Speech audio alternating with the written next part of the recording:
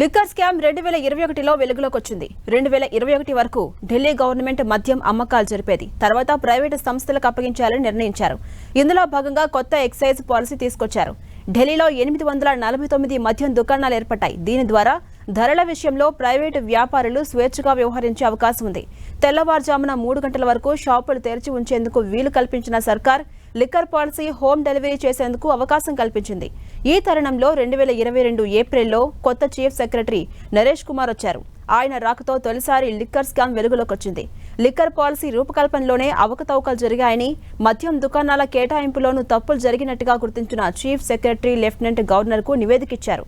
కొత్త పాలసీ ద్వారా ప్రైవేటు వ్యక్తులకు లబ్ధి చేకూరేలా విధానపరమైన మార్పులు చేసినట్టుగా ఆ నివేదికను రూపొందించారు. నివేదిక ఆధారంగా లెఫ్టినెంట్ గవర్నర్ సిబిఐ విచారణకు ఆదేశించారు. ఓవైపు చీఫ్ సెక్రటరీ నివేదిక రూపొందిస్తున్న సమయంలోనే లిక్కర్ పాలసీని రద్దు చేస్తున్నట్టుగా ఢిల్లీ ప్రభుత్వం ప్రకటించడం వివాదమైంది. తాము ఆశించిన స్థాయిలో ప్రభుత్వ ఆదాయం పెరగట్లేదని, అందుకే కొత్త పాలసీని రద్దు చేస్తున్నామని ఢిల్లీ ప్రభుత్వం ప్రకటించింది. తొలి త్రైమాసికానికి బడ్జెట్ అంచనాల కన్నా దాదాపు 35% తక్కువ ఆదాయం వచ్చినట్టుగా అసెంబ్లీలో చెప్పింది.